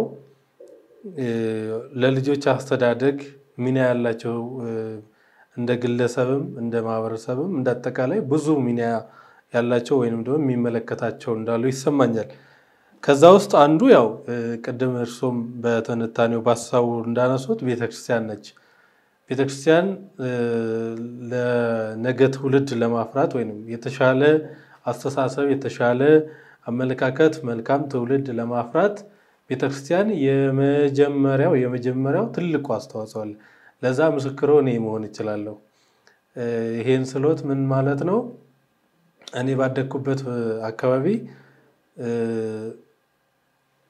ወደ ቤተክርስቲያን ወይንም ደግሞ እንደ አጠቃላይ እንደ ሀገር ለነገ ተስፋ ከመሆን ይልቅ ወደ በጎ ዳሉን መንገዶች ከሌ ሲያድግ እኔ ያደኩበት አካባቢ ባዳም ልኮ የሚበዛበት ከፍ ሲል ጫት መቃም ከዛም ደግሞ ተለቅ ሲል እንደው ከፍ ሲል ደግሞ ባዳም ልኮ የሚመለክበት ራሱን የቻለ ቦታ አለ ወደ አርሲ አካባቢ እዛ ቦታ ዞ መሄድ የዛ ውርስ አንዱ ተጠቂ የመሆን እድል ነው ያለውና በዛ ህይወት ውስጥ እንዳልሄድና አሁን ላለውበት ያቆመኝ የከቤተሰብ በላይ ወይንም ከአካባቢው ካለው ከማህበረሰቡ በላይ ቤተክርስቲያን ነች እኔ ያደኩበት ማህበረሰብ ላይ ቤተክርስቲያን መሄድ አንተ ቄሱ አንተ ዘካዩም አንተ ምናምን ተብሎ የሚፈገርበት ቦታ ነው እና ያንን ገፍተን ሄደን ነው ቤተክርስቲያን አሁን ላለንበት ያደረሰችንና ቤተክርስቲያን እንደዚህ አይነት ማህበረሰብ እንደዚህ አይነት ቦታዎች ላይም ላሉትም የተመቻቸ ቦታ ላሉትም ዋናው ለአስተዳደግ ወሳኝነት እንዳላት ይሰማኛል። በሁለተኛ ደረጃ ያው ማህበረሰብ ነው። ቅድም እንዳልኩት እኔ ያደኩበት አካባቢው እንደዚህ አይነት ለመንፈሳዊ ህይወት ከሚያጠነክር ይልቅ ወደ መንፈሳዊ ህይወት የሚሄዱ ሰዎችን የሆነ ቅጽላ ስም ሰጥቶ እንዲመለሱ ማድረግ ነው የሚበዛው። እዛ ውስጥም ሆኖ ደግሞ በጎ ሰዎች አሉ። ቅድም እርሱ እንዳሉት እነሱን በጎ ቤተሰብ ያሳደጋቸው ይሄኛውን ክፉን መንገድ መጓዝ የማይፈልጉ ነውር እንደሆነ የሚናገሩ የሚገጹ ደግሞ ጥቂት ሰዎች አሉ። እነሱ የሚያሳዩ ነው። ለምሳሌ እኔ ያደኩበት ቦታ ቅዱስ ዮሐንስን ጸበል መጠጣት ወይም በቅዱስ ዮሐንስ ማመን የመጨረሻ የቤተክርስቲያን ልጅነት ነው። ዮሐንስን አመነ ወይም በዮሐንስ ጸበል ተጠመቀ ከተባለ ጫት አይቅምም። እንደዚህ አይነት ለባዕድ አምልኮ የሚፈጸሙ ማንኛውንም ተግባራትን አይጠቀምም። ያ ሰው የመጨረሻ የቤተክርስቲያን ልጅ ነው። ያንን እንድናውቅ ያደረጉን ደግሞ በቅዱስ ዮሐንስ የተባረኩ ጸበሉ የዳኑ መንገዱን ሰላሳዩ ምዕመናን ሰላሳዩ ነውና ለልጆች አስተዳደግ አንድም የማህበረሰብ ቤተሰቦች ክፉ ቢሆኑ ወይንም የማይሆን መንገድ ቢጓዙ እንኳን ማህበረሰቡ ላይ የሆነ የተሻለ አካል ካለ መንገድ አስተዋጽኦ አለውና ለዚህም ማህበረሰቡ በጣም አስተዋጽኦ አለው። ቅድም እርሱም ጠቅሰውታል። ፊታችንን እያሻሹ ጥሩ ነው መጥፎ ነው እያሉ የሚነግሩን የአካባቢ ሰዎች ለእድገታችን ትልቅ አስተዋጽኦ እንዳላቸው ይሰማኛል። ሌላው ትምህርት ቤት ነው። ትምህርት ቤት የብዙ ቤተሰቦች አመለካከት አስተዳደግ ወይንም ማንነት አንድ ቦታ ተገናኝቶ አብሮ የሚውልበት ነው። እኔም ማላቀው ማንነት ያ ልጅ ትምህርት ቤት ሲመጣ ሲመጣ ያን ማንነት ከሱ የሆነ ነገር እማራለሁ። ቀጥታ ባያስተምረኝ እንኳን በድርጊቱ በሚያደርገው ድርጊት ይሄ ነገር በጎ ነው ከያልኩ እማራለሁና ከትምህርት ቤት እኔ በራሴ ብዙ ተምሬያለሁ። ሌላው ያው ቤተሰብ ያው መነሻችንም መደረሻችንም እነሱ ስለሆነ ቤተሰብን ያው ቅድም እርሱ ስለዘረዘሩት አልዘረዘረውም። ሌላው ጓደኛ ነው። ጓደኛ ከጻንነት እስከ ሽምግልና ድረስ የሚኖሩን ጓደኞች ለኛ ማንነት አንድም አስተዋጽኦ አለው። ጓደኛህን ንገረኝና ማንነትን እነግርሃለሁ ይባላልና ጻንም ሆነን ጥሩ አመለካከት ያለው ጥሩ ቤተሰብ ያሳደገው ልጅ ጋር ከዋለን እኛም ከዛ የሆነ ነገር ቀስመን ጓደኛችንን መምሰል እንፈልጋለን። አንዳንድ ጊዜ ቤተሰቦቻችን ይሄን ነገር ደግሞ ከየት ያመጣው ይሉናል። መጥፎ ጎን እንኳን ኖሮት ቤተሰብ ውስጥ የማይደረግ ከሆነ ድንገት ቤት ስናደር ከታባን ያመጣው እንዴት ይሄን ከሰምተ ነው እንባላለን። ያ ማለት ከጓደኛ የሆነ ነገር ይዘን መተናል ማለት ነው። በጎንም እንደዚህ ይዘን እንመጣለን። ቅድም እርሱ እንዳሉት ከአካባቢ ከማህበረሰብ ከቤተክርስቲያን ከተለያየ መንገድ በጎውን ነገር ተምሮ ቤተሰቡንም ራሱ ወደ በጎ የሚቀይራል። እኛ አካባቢ ላይ ቅድም እኔ እንደገለጽኩት እንደዛ አይነት የባዕድ አምልኮ ነበር። ነገር ግን ወጣቱ አዲስ የሚመጣው ትውልድ እየነቃ ሲመጣ ወደዛ መንገድ አልገባም ሲል የምትሄዱበት መንገድ ትክክል አይደለም እያለ ወደ ቤተክርስቲያን ሲመጣ ትላልቆቹም ልክ አይደለም ለካ ብለው አሁን ላይ የኔ ቤተሰቦችም የሌላ ቤተሰብም በእንደዛ አይነት አምልኮ ውስጥ የሚሄድ ማንም ሰው የለም። አካባቢው ሰው በሙሉ ንቆትቶታል በቃ ወደ ቤተክርስቲያን ተመለሰ። ስለዚህ ቤተሰቦችም ብቻ ሳይሆን ልጆችም እንደዚህ ቤተሰቦችንም ይመልሳሉና በአጠቃላይ እነኚህ አካላት ለልጆች አስተዳደግ ትልቅ አስተዋጽኦ አላቸው የሚል እምነት አለ። እግዚአብሔር ያክብርልኝ። እስካሁን ለካ የአየር ሰዓት ይዤብህ እንጂ ብዙ ትንተና መስጠት ነው ምስል የተረዳሁት እና እንዲመወያየቱ ጥሩ ነው። ተመልካቾችም ደግሞ የራሳቸውን ሐሳብ በሚያገኙት አጋጣሚ ይወያዩበት። እውነት ነው። ይሄ በመንግስት ቋንቋ ምንድነው የባለድርሻ አካላት የሚል ነገር አይደል? ልክ ነው። ለአንድ ሰው ጤናማ ሆኖ ጥሩ ዜጋ ለማፍራት ባለድርሻ አካላት ይባሉትን በደንብ የዘረዘርካቸው እንደኛ እምነት ቅድስት ቤተክርስቲያን፣ ወላጅ፣ ማህበረሰብ፣ ትምህርት ቤት በጣም ትክክለኛ ገለጻ ነውና የዛ ሁሉ ውጤት ነው። ተጣምንም ካደግን የዛ ሁሉ አሻራ አለ። ቀና ሆነን ካደግንም የዛ ሁሉ አስተዋጽኦ አለ። ልክ ነው። አሁን ግን የኛው ትኩረታችን ወላጅ ላይ ቤተሰብ ላይ ስለሆነ እሱ ላይ እናተኩራለን። እንግዲህ አባትና እናት ከወላጆች ምን ይጠበቃል በልጆቻቸው ጉዳይ ላይ? አንደኛው በጸጋ መቀበል ነው። ከዚህ ሐሳብ ለመጀመር ነው። ልጅን በጸጋ መቀበል ይጀምራል። ትኩረትም ለመስጠት በአግባቡ ለማሳደግ ለምንድን ነው ያልኩት? ማይቀበሉና ደስተኛ ያሉን እኮ አሉ።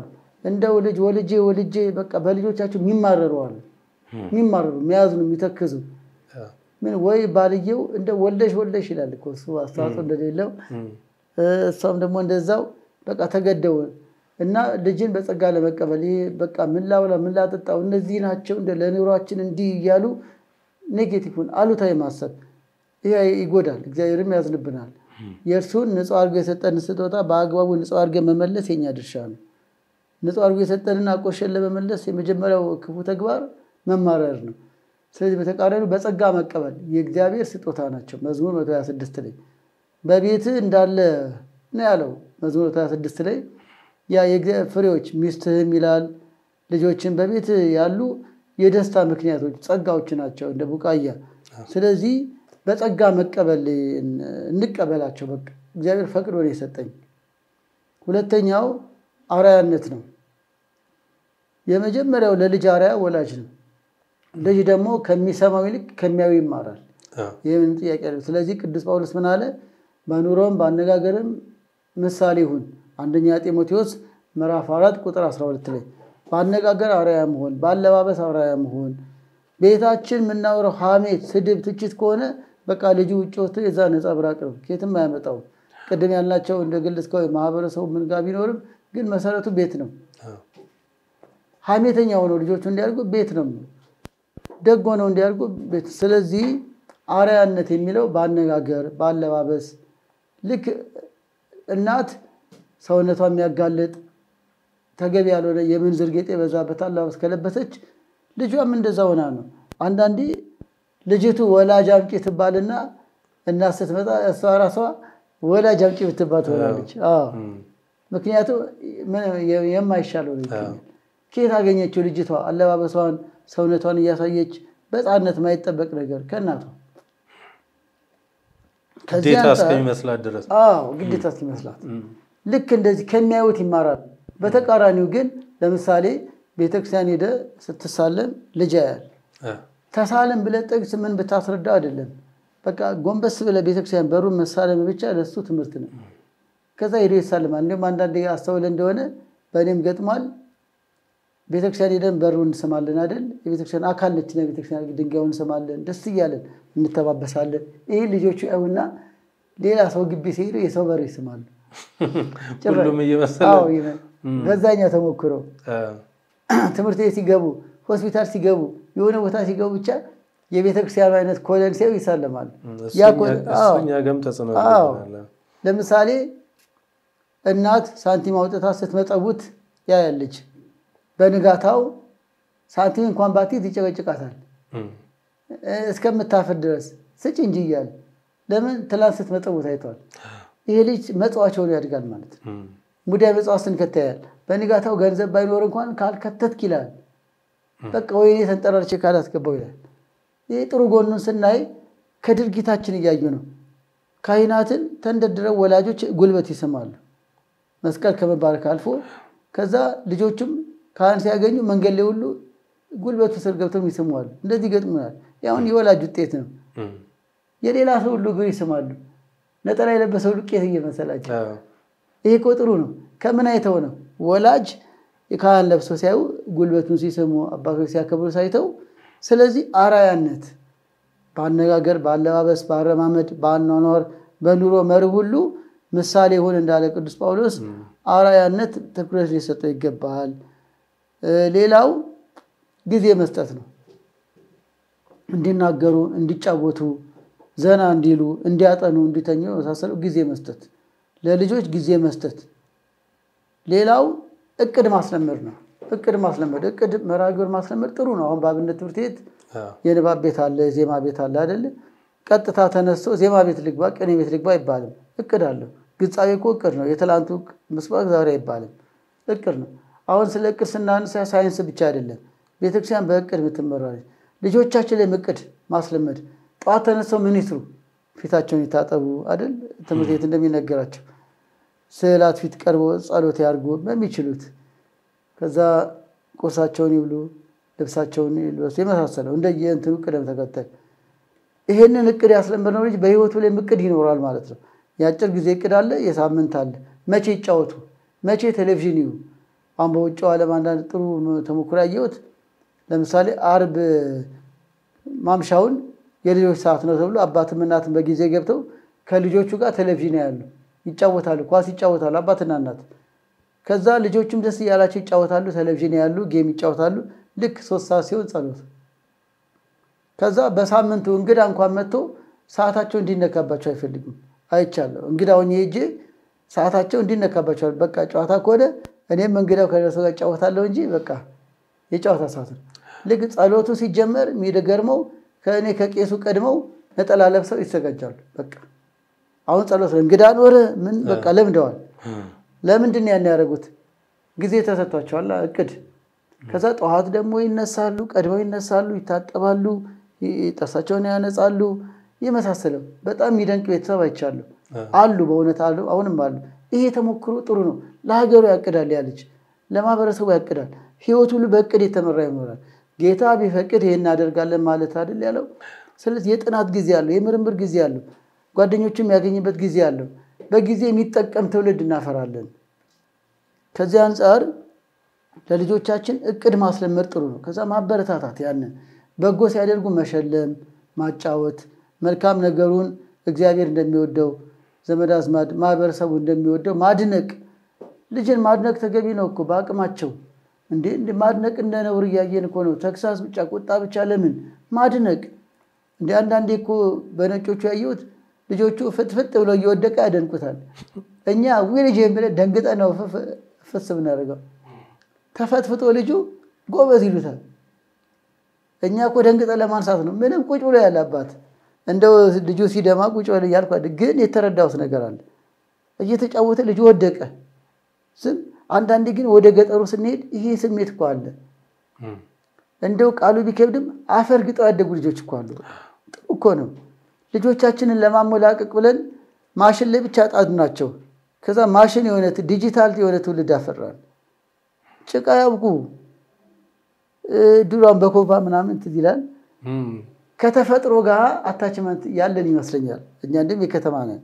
ገጠር ያደጉ ልጆች እንደም ጥሩ እድል ያላቸው ጥሩ ነው እያልኩ ነው። ባውንታዊ መሬት ይውደቅ ሳይሆን ግን ይርገጡ፣ ተፈጥሮን ይርገጡት እንጂ ልጄ መሬት እንዳይነካው በቀይ ምንጣፍ ብቻ እንዴት ነው?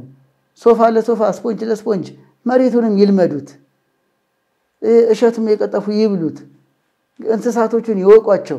አሁን በነጭ ዓለም እኮ አህያ ብርቆና ዙ ሄደው መካነ እንስሳ ሄደው እኮ አህያ የሚያዩት። እኛ ሀገር ብርቅ አይደለም። ግን ጥሩ ነው ለማለት እንግዲህ ሌላው በቪዲዮ ነው የሚያሳያቸው። አንበሳ የሚባለው ይሄ ነው፣ ነብር የሚባለው ይሄ ነው። በርግጥ ይሄን እድል ባናገኝም ግን የቤት እንስሳ እንኳን ማያውቁ ሆነው ያድጋሉ። አሁን ምንድን ለተፈጥሮ ያላቸውን ጉዳይ ቅርብ አድርጎ ማሳደግ ጥሩ ነው። ጋራው ሸንተረሩን ይይዱት፣ ይጓዙበት፣ ይላፉ፣ ልጅ ለልጅ ይጫወት፣ ይውደቅ፣ ይነሳ። እንደዝም ብሎ ልጄ እንደሆነብኝ ወደቀብኝ ሳይሆን ወድቆ ይነሳ። ገና ለገና ለማሞላቀቅ ብለን እንደው ትልቅ ሞል እያስገባን ማሽን ላይ ብቻ ከዛ አይምሮ ራሱ እንደ ማሽን በቃ በሆነ እንደ በባትሪ እንደተገጠመ ነው ሊሆን ነው። ቀስቀሰው መከራ ነው። ከዛ ያነቃቂው ብዛት ምን ሁሉ አንቂ ያስፈልገን? ራሱ ተፈጥሮ አንቅቶ አይደል የሚያሳድገው? ይሁሉ አንቂ ንጹህ አየርና ንጹህ ቦታ እኮ መስክ እኮ በቃ እኮ ግሪን ኤሪያ ገጠሩ ሁሉ ግሪን ኤሪያ አይደል? እዛው እኮ እየተላፋ እየተጫወተ ብይ እየተጫወተ እየወደቀ የተነሳ ኳስ እየተጫወተ እየተላፋ ትግል እየታገለ ያድግና በቃ አሁን ግን ማሽን ላይ ጌም ሽጉጥ ከዛ ሲያድግ ዋናውን ሽጉጥ ይገዛል። ሰው ላይ መተኮስ እየገጩ መሄድ ምናምን ማሽን ሆነ። ከዛ ነገሮች ሁሉ ዲጂታላይዝ እርካታውም ጉዳዩም ከሆነ ከቴክኖሎጂ ጋር ብቻ ከዛ ያለምን አገር በቀል ሆነ ተፈጥሯዊ ነገርን ማሳደግ አስፈላጊ ነው። ይሄን ሁሉ ምንድነው? ይሄን ሁሉ ያነሳንበት ምክንያት ለተፈጥሮ ቅርብ አድርጎ ማሳደግም አስፈላጊ ነው። ሌላው መገሰጽ፣ ልጅን በአግባቡ መገሰጽ ጥሩ ነው። የተግሳጽ አይነቶች ሊለያዩ ይችላሉ። ሆኖም ግን እንደው ስነ ልቦናን የሚጎዳ ስድብ ያለን አይደለም። ስድብ ኃጢአት ነው።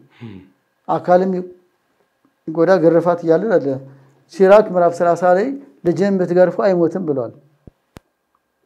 ስለዚህ አካሉ የማይጎዳው ነገር ላይ ገሰጽ እያደረጉ በምክንያት ይሄ ተገቢ አይደለም ይሄ ተገቢ ነው እያሉ ምሳሌ 19 ምሳሌ 29 ላይ ልጅህን በተግሳጽ አሳድገው ነውና በተግሳጽ ማሳደግም ይገባል።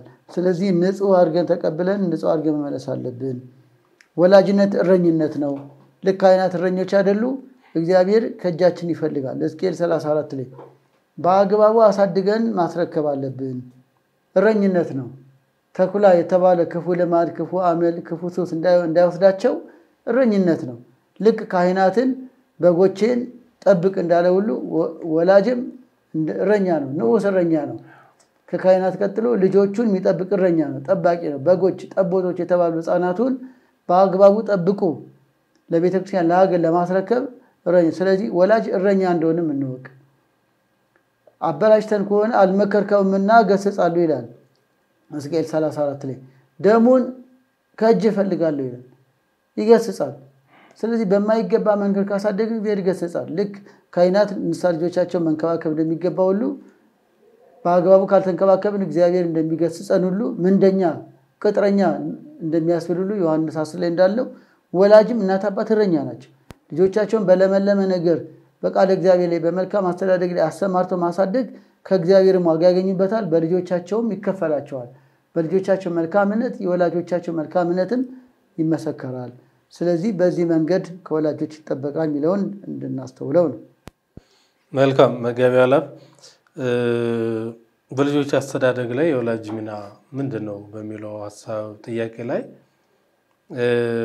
ካነሷቸው ወይንም ደግሞ ከጠቆም አድርገው ካለፉት መካከል በዚህ አሁን ባለንበት የልጆች አስተዳደግ ላይ በተለይ የአሻንጉሊት ሽጉጥ ገዝቶ መስጠት ምን ያህል ቅድም ወይንም ባለፉት ክፍሎች ላይ ባነሳናቸው የጭካኔ ጥግ ድረስ ሰዎችን ገሎ ፎቶ አንስቶ ማሳየት እስከሚል ድረስ የሚደርሰው ምንም እንኳን በዛ ዘመን ይህን ተግባር የፈጸሙ አካላት አርቲፊሻል ሽጉጥ ተገዝቶላቸው ባያድጉም ምንም በዚህ መንገድ ባይሆንም እንኳን በሌላ መንገድ ጭካኔን ተምረውታል። በተለይ ደግሞ አንዳንድ አካባቢዎች ላይ ከወላጆች እጅ ላይ መሳሪያ የማይጠፋባቸው ቤተሰቦች ላይ አለ እና ያን እያዩ ያደጉ ሰዎች እንደዚህ አይነት ተግባር ላይ ሊገቡም ይችላሉ። አሁን ደግሞ ከዛ በሶ አርቲፊሻል ሽጉጥ ገዝቶ በጫወታ መልክ ሰው ላይ መተኮስ፣ ሰው ላይ ያነጣጥሮ እንደዚህ አይነት ነገር መፈጸም ምናልባት ይሄ ልጅ ነገ ሳድግ የሁል ጊዜ ተግባሬ ነው ብሎ እንዲያድግ ያደርገዋልና እኔ ሁል ጊዜ ህፃናት ባሉበት ቦታ ሲሄድ የምመለከተውና ሁል ጊዜ ጥያቄ የሚሆንብኝ ነገር ነው። መኪና ገዝቶ መስጠት ነገ አንተ ጥሩ ሹፌር ትሆናለህ፣ ጥሩ መኪና የምትነዳ ትሆናለህ። የሆነ አይሮፕላን ነገር ገዝቶ መስጠት ይሄ ልጅ ነገ ፓይሌት ለመሆን ይጓጓል። የሆነ በቃ ሊገነባ የሚችል ነገር ገዝቶ መስጠት መልካም። ሽጉጥ ገዝቶ መስጠት ግን ለነገ ምንድነው የሚያስተምረው ብዬ ሳስብ ምናልባት መጠፋፋትን ከፍ ሲል ወደ እነዚህ አይነት ተግባር ገብቶ አባቱንና እናቱን ሳይቀር የሚገድል የሚያጠፋ ልጅ ማሳደግ እንደሆነ የምረዳውና እነኚህ ተግባራቶች ላይ ምናልባት ተመልካቾች የሚያዳምጡ ልጆቻቸውን የሚያሳድጉ ለልጆቻቸው የሚገዙትን መጫወቻዎች መምረጥ አለባቸው። ነገ ሊገነቧቸው የሚችሏቸው አርቲፊሻል ሆነው ነገ ግን ኦሪጂናሉን በተግባር ሊሰሩት የሚችሉበትንና ለሀገር ለቤተክርስቲያናቸው ለሀገራቸው የሚጠቅሙ ለቤተሰቦቻቸው ነገ ህይወት ለውጥ ማምጣት የሚችሉበትን ስራ የሚሰሩበት ነገር ቢያሳያቸው ብዬ አስባለሁ። ልጆች ሲያጠፉ እንዴት ይቀጡ የሚሉ ሐሳቦችንም ደግሞ በቀጣይ ክፍል እናነሳለን። በዛሬው ሐሳባችን ላይ የጤናማ ልጆች አስተዳደግ እንዴት ነው፣ በልጆች አስተዳደግ ላይ የወላጆች ሚና እንዲሁም ደግሞ የሌሎችም ሚና ምን ይመስላል የሚሉ ሐሳቦችን አንስተናል። በቀጣይ በሌላ ሐሳብ እስከምንገናኝ ድረስ ይህ መንክር ሚዲያ ነው። ሐሳብ አስተያየት ካላችሁ በኮመንት ላይ ጻፉልን። ያን አይተን ደግሞ በቀጣይም ደግሞ በጥያቄ መልክም ልናነሳው እንችላለን። የምናስተካከላቸው ወይንም ደግሞ እኛ ተወያይተንባቸው ልክ አይደለም ያላችኋቸው ካሉ ደግሞ እንፈትሻቸዋለን። መልካም ጎን ናቸው ካላችሁ ደግሞ እናንተ በስተት ጎዳና ያላችሁ ደግሞ ራሳችሁን ፈትሻችሁ ወደ ትምህርቱ ወደ አስተምሮቱ እንድትመለሱ እንጋብዛለን። ስለነበረን ቆይታ ሁሉ እግዚአብሔር የተመሰገነ ይሁን። ቸር ይቆየን።